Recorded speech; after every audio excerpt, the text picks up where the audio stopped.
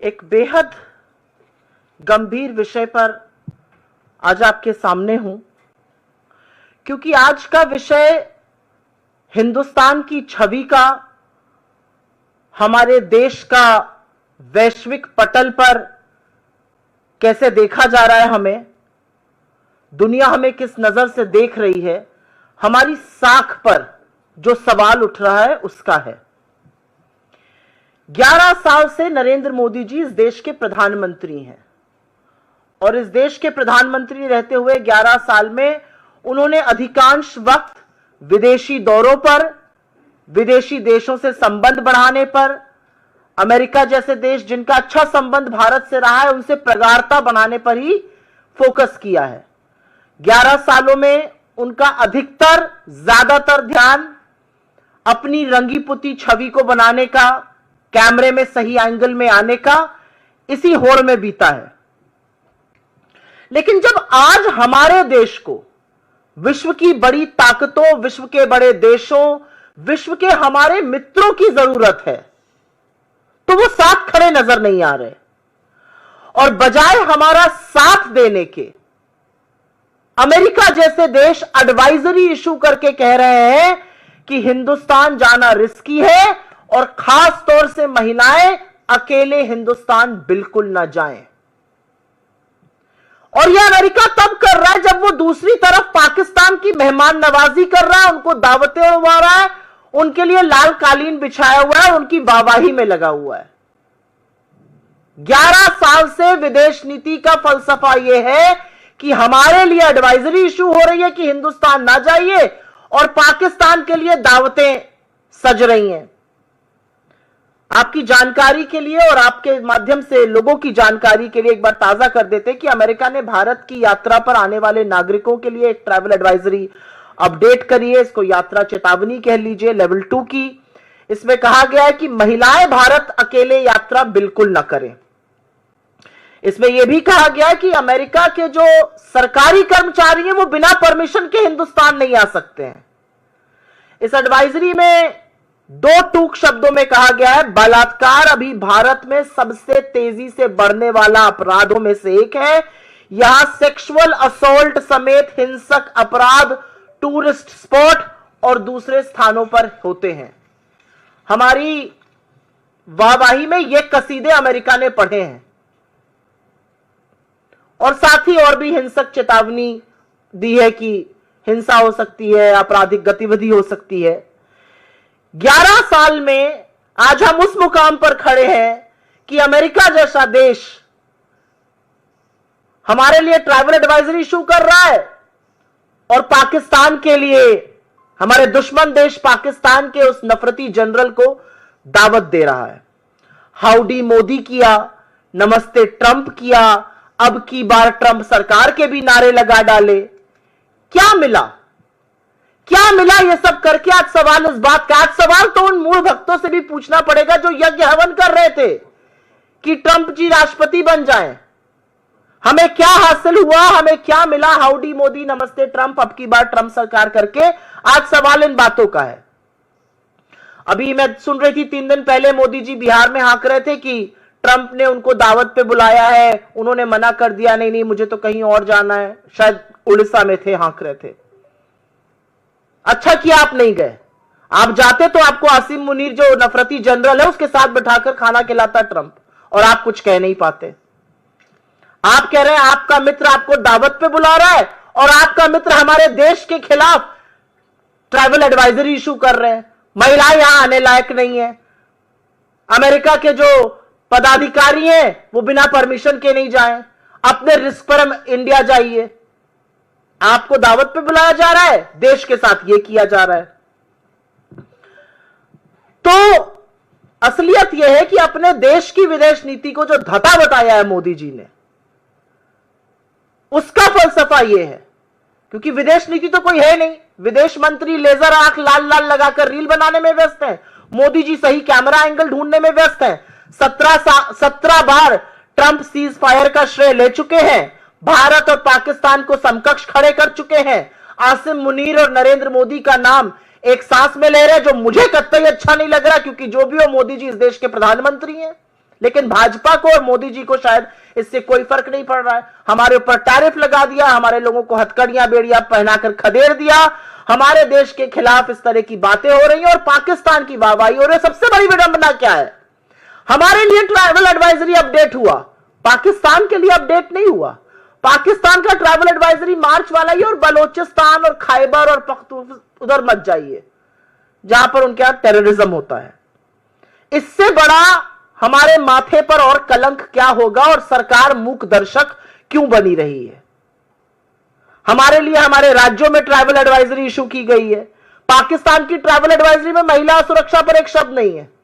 जो आतंकी मुल्क है, जहां पर मसूद अजहर से लेकर हफीज सईद और दाऊद इब्राहिम रह रहे हैं, वहां की कोई ट्रैवल एडवाइजरी अपडेट नहीं हुई है।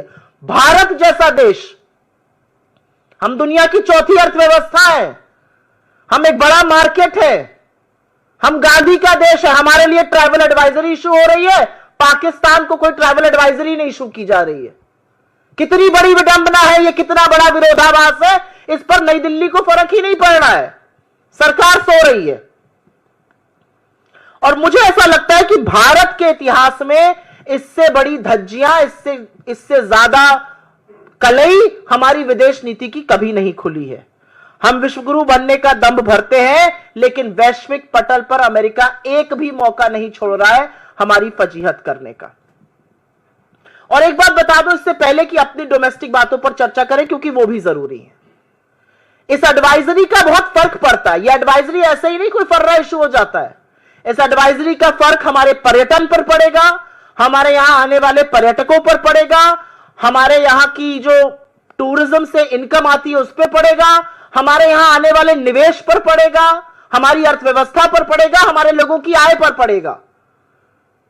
Just for your information, every foreign fund and every company looks at the risks of travel involved with an investment destination, और उसी तरह से इन्वेस्टमेंट होता है। और नेट एफडीआई का नेगेटिव होना इन्हीं सब चीजों का साक्ष्य है। और अब मैं बात करना चाहती हूं, जो कुछ अनकंफर्टेबल चीजें अमेरिका ने उठाई हैं। मैं इस मंच से, मेरे तमाम साथी इस मंच से, कांग्रेस के वरिष्ठ नेता इस मंच से, अन्य तमाम मंचों से महिला अपराध के बारे में बेखौफ होकर बार बार बोलते हैं और सरकार की जवाबदेही तय करते हैं। क्योंकि यह भी सच है कि अगर देश में हर घंटे 43 महिलाओं के खिलाफ अपराध होता है तो चुप रहना संभव नहीं है, उसको नहीं बर्दाश्त किया जाएगा। और लगातार ऐसा हो रहा है। राष्ट्र की राजधानी दिल्ली में एक महिला के साथ बार बार अपराध होता है, वही आदमी उसके साथ बलात्कार करता है जिसकी वो कंप्लेन करने गई थी, जिसकी दिल्ली पुलिस ने कंप्लेन नहीं लिखी जनवरी में, अब वो फिर उसका रेप करता है और उसकी फिर एफआईआर नहीं लिखी जाती है। ओडिशा में एक छात्रा बीच पर गई, वहां पर 10 दानवों ने उसका गैंगरेप कर दिया।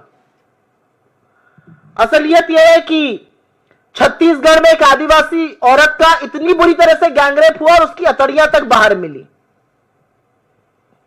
मुजफ्फरपुर में दलित बच्ची का सिर्फ गैंगरेप ही नहीं हुआ, उसके बदन पर 20 बार चाकू से गोदे हुए निशान मिले, उसकी अंततोगत्वा 1 जून को मृत्यु हो गई।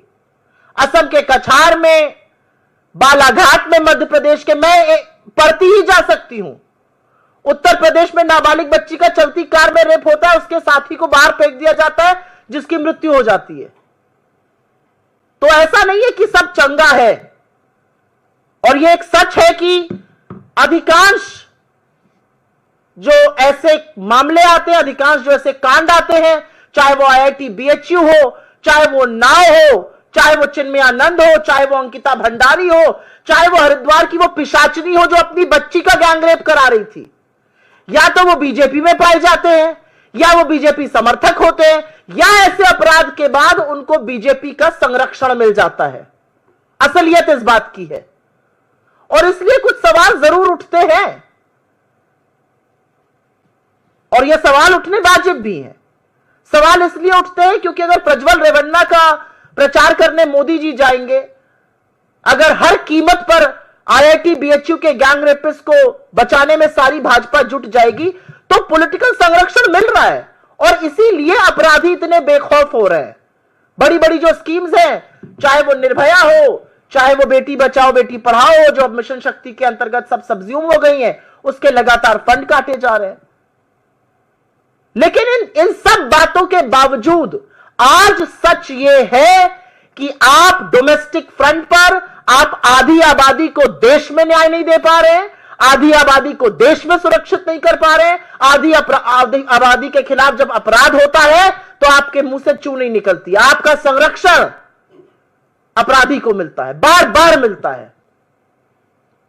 और विदेश में आपकी विदेश नीति इतनी विफल है कि जिनको आप गले लगाए, जिनके आप गले पड़ गए, आपने नमस्ते ट्रंप से हाउडी मोदी तक करा डाला, उनके नारे तक लगा डाले, उनका प्रचार प्रसार तक कराए, वो आपके खिलाफ ट्रैवल एडवाइजरी इशू कर रहे हैं।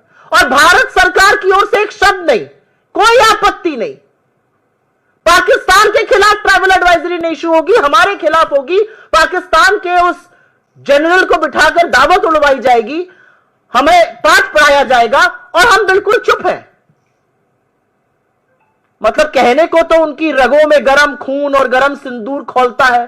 ट्रंप का नाम सुनकर भीगी बिल्ली क्यों बन जाते हैं, कुछ बोलते क्यों नहीं है, मूक दर्शक क्यों बन जाते हैं। इस ट्राइबल एडवाइजरी का हमारी वैश्विक साख पर, वैश्विक पटल पर हमारी विदेश नीति की विफलता पूरी तरह से साफ है। और इसीलिए हमारी इस मंच से मांग है कि गवर्नमेंट ऑफ इंडिया इस मुद्दे को अमेरिका के प्रशासन से, अमेरिका की सरकार के साथ ले, और जो लगातार हमारे साथ हो रहा है, चाहे वो टैरिफ की धमकी हो, चाहे वो हमारे लोगों को खदेड़ना हो जबरन भेड़ बकरी की तरह अमेरिकन मिलिट्री जहाजों में ठूस कर, चाहे वो बार बार श्रेय लेना हो, 17 बार श्रेय ले डाला, एक शब्द नहीं हमारी ओर से। और अब यह ट्रैवल एडवाइजरी, इस पर जरूर भारत सरकार अपनी आवाज बुलंदी से उठाए। I will very briefly make a statement in English on something which deserves and needs your urgent attention, because this pertains to India's image, to India's standing at the global stage. The reality is that America has issued a travel advisory of level 2 and has advised its women, especially, not to travel alone to India, citing various cases of rape.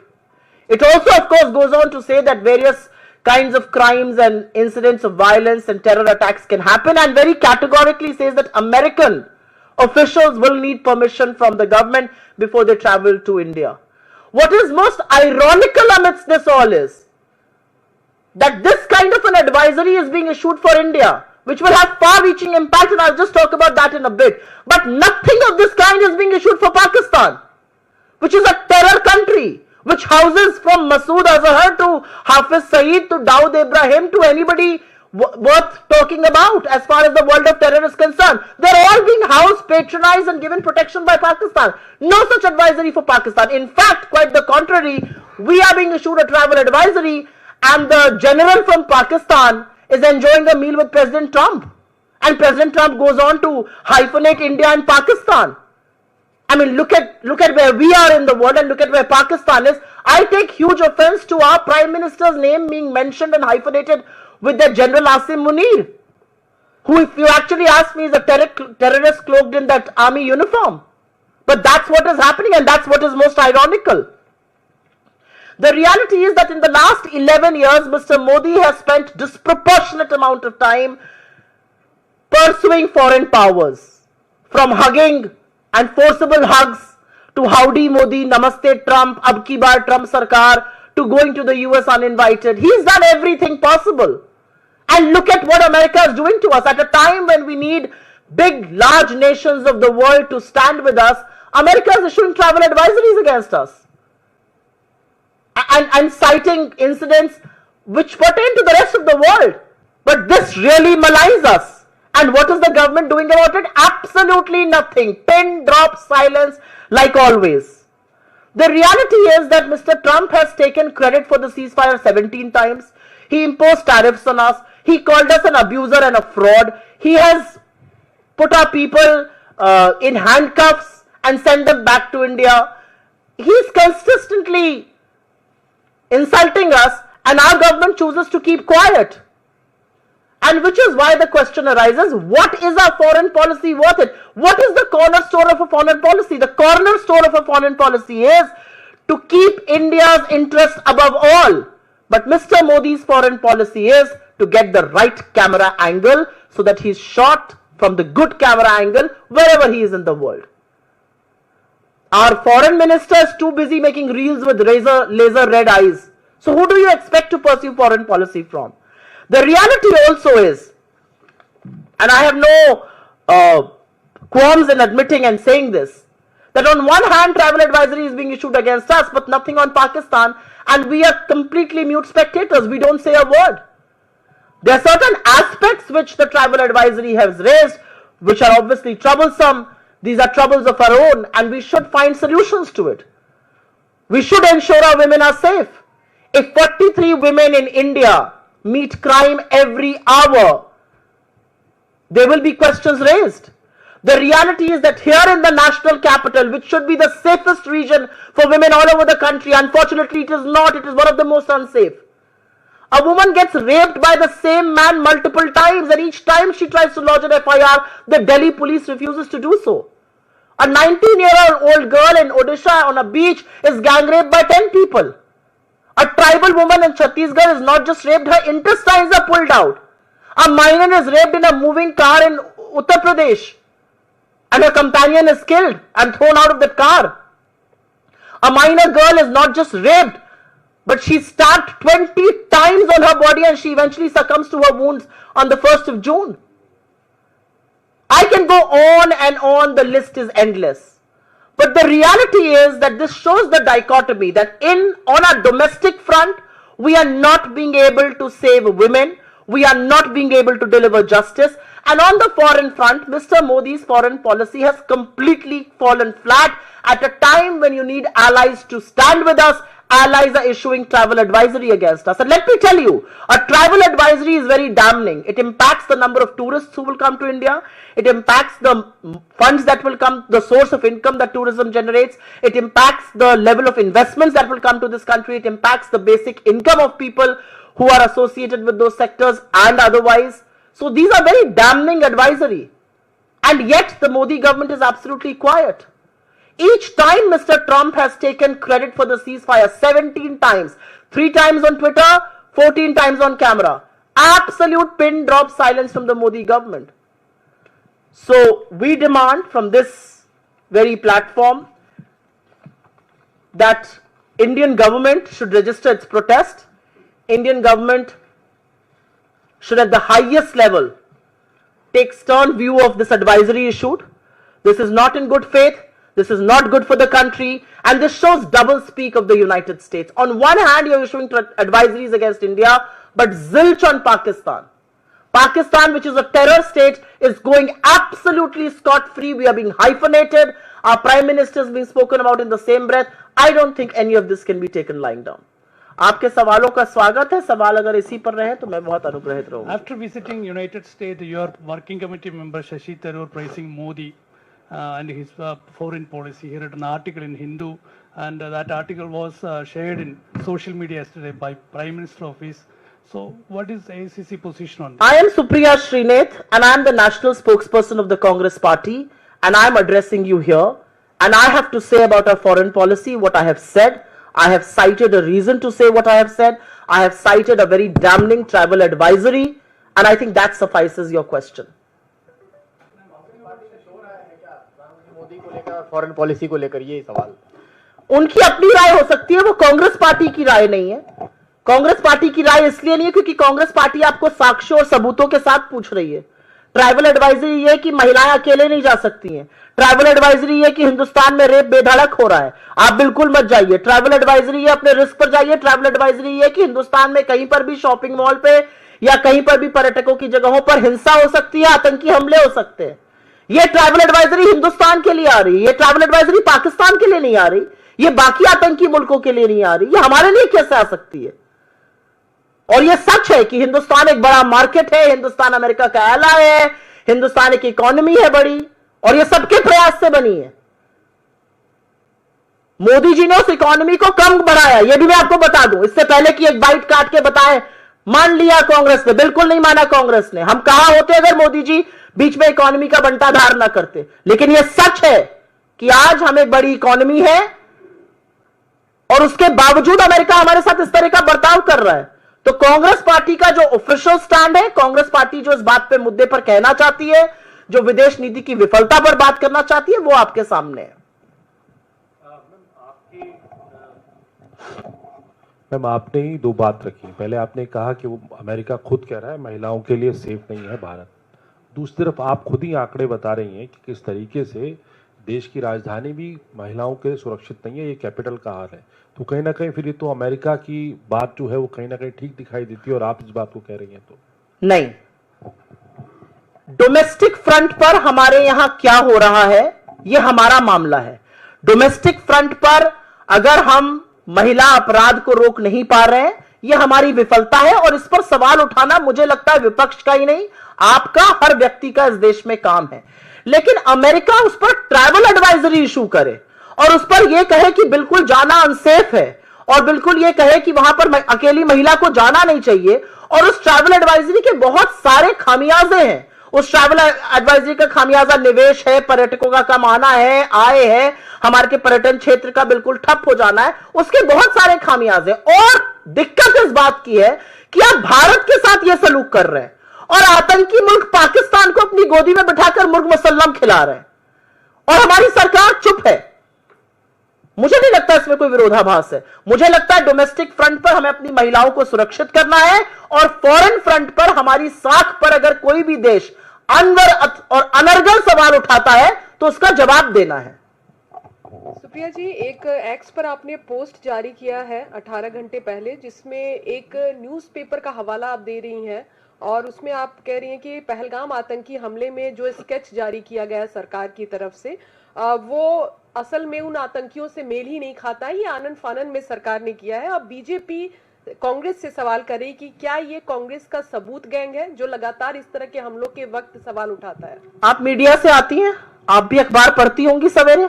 उस अखबार के basis पर आपके, क्योंकि मैं channel में और आप ही के ग्रुप में काम कर चुकी हूं, उसके बेसिस पर आपको बाइट से इकट्ठा करने को कहा जाता है, उसके बेसिस पर टीवी डिबेट्स होते हैं, उसके बेसिस पर न्यूज स्टोरीज होती हैं।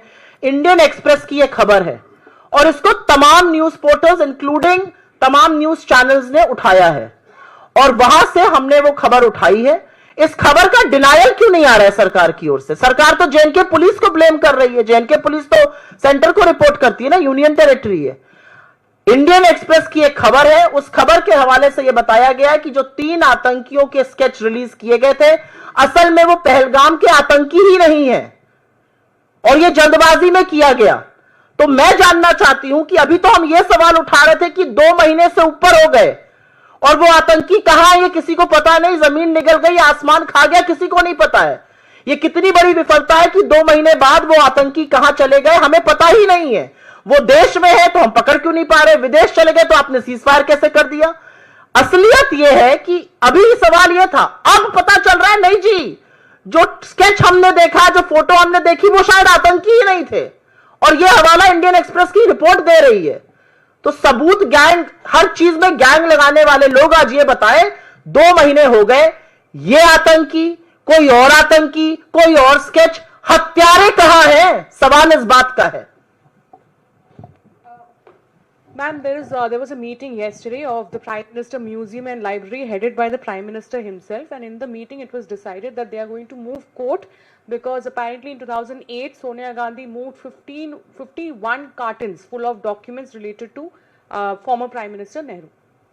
So what is there to move court about? To bring that back. She's a member of his family. She has every right to make his correspondence or anything private. In any case, I don't know much about this matter. I'm sure my party will come back with an official response, but my first response is that she's a member of his family. She's his great-granddaughter. What is wrong with that? And I have actually something to say. I saw some pictures of the Prime Minister standing with multiple people at libraries. 84,000 schools in India have been shut down since 2014, since Mr. Modi has come to power. You can open 20 libraries and get yourself, pictured before all of them. If you continue to shut down schools in this country, you are playing with education, you are playing with the future of our people. It's as simple as that. Ma'am, as AICC spokesperson. Why are you not attend this Shashi Tharoor question? I have answered the question in the best possible way that I could. I am the AICC spokesperson. I have been authorized to put out the party stand, which I have. She's asking a question. I've already answered that question. I'm not going to take it multiple times over. Ma'am, yesterday the by-polls results have come out in which Congress party has won one seat in Kerala. But your own MP, Tariq Anwar, has just tweeted and he has said that Ms. Shakti Singh Gohil has resigned from the post of PCC president, which is a welcome move. But why not other people are also following this step which he has taken? What's your take You on know, it? quite frankly, as far as the by-polls are concerned, the way I read that verdict is that the BJP won 1 out of the 5 seats. It tells you the anger people in this country have on most issues, including the Pahalgam terror attack. It tells you that people are worried that we have not been able to catch a single terrorist after 2 months of when the terror strike really happened. As far as Shakti ji is concerned, he answered to his own moral conscience and he thought it was his moral calling that he wanted to take ownership. People in the Congress are trained and attuned like that. People in the BJP perhaps are not. The railway accidents continue unabated. The railway minister doesn't resign. There is a huge accident, one of the most unprecedented ones as far as airways is concerned. The aviation minister is busy making reels. Nobody in this government resigns. Nobody in this government takes any moral responsibility, including the Prime Minister. So I don't know, I don't know how misplaced or placed that question is, but if Shakti Singh Gohil ji feels that this is his moral responsibility, he's answered to his own moral call. Questioning that why Congress is silent now. Earlier they used to question a lot about the EVMs, but now when the result has come out in their favor and on other seats like Aam Aadmi Party has also won, then why Congress party is silent on the result? What do you mean, why are we silent? We look at voting patterns, we look at voting lists, we look at voters missing, we look at polling that happens. The reality is that in the last 2 months, you have seen Election Commission move earth and heaven to keep people out of the election process. You just had an election commission order that has gone to various states, which essentially says that they don't need to keep proof of video and photographs beyond 45 days if it is not challenged.